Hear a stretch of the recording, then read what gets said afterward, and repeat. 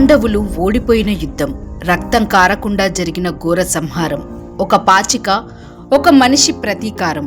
శకుని పాచికలు ఇవి కేవలం ఆటేనా, లేక మహాభారత యుద్ధానికి కారణమైన శాపగ్రస్త ఆయుధమా? ఈరోజు మనం శకుని పాచికల వెనుక దాగున్న భయంకరమైన నిజాన్ని తెలుసుకుందాం.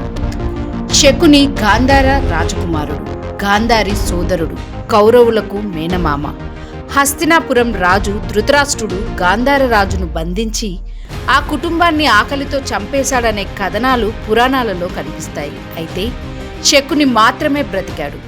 ఆ రోజే అతని మనసులో ఒక్క మాట పుట్టింది: హస్తినాపురాన్ని లోపలి నుంచే నాశనం చేయాలి అని.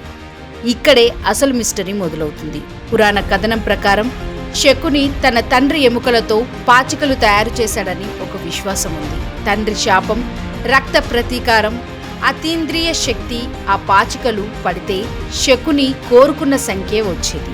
అది మాయా విద్య, లేక మానసిక గణితమా, లేక శాపగ్రస్త ఆయుధమా? ఇప్పటికీ దీనిపై స్పష్టమైన సమాధానం లేదు. శకుని కత్తి ఎత్తలేదు, బాణం వదలలేదు. అతడు ఎత్తింది కేవలం పాచిక మాత్రమే. ఒక్క ఆటతో ధర్మరాజు రాజ్యం కోల్పోయాడు, అన్నదమ్ములు బానిసలయ్యారు, ద్రౌపది అవమానానికి గురైంది.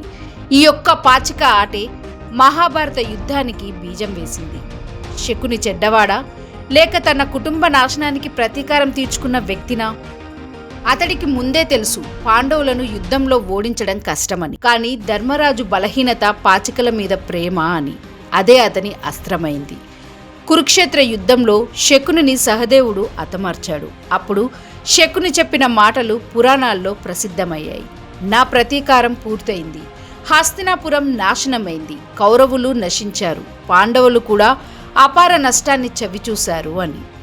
అసలు ప్రశ్న ఇదే: శకుని పాచికలు నిజంగా శాపగ్రస్తమా, లేక మనుషుల బలహీనతలే అసలైన శాపమా? మీ అభిప్రాయం ఏమిటి? కామెంట్ చేయండి. ఇలాంటి మిస్టరీ కథల కోసం NOF మిస్టరీ ఛానల్ను సబ్స్క్రైబ్ చేయడం మర్చిపోకండి. లేటెస్ట్ న్యూస్ అప్డేట్స్ కోసం డిస్క్రిప్షన్లో ఉన్న న్యూస్ ఆన్ ఫేస్ వాట్సాప్ ఛానల్ని ఫాలో అవ్వండి.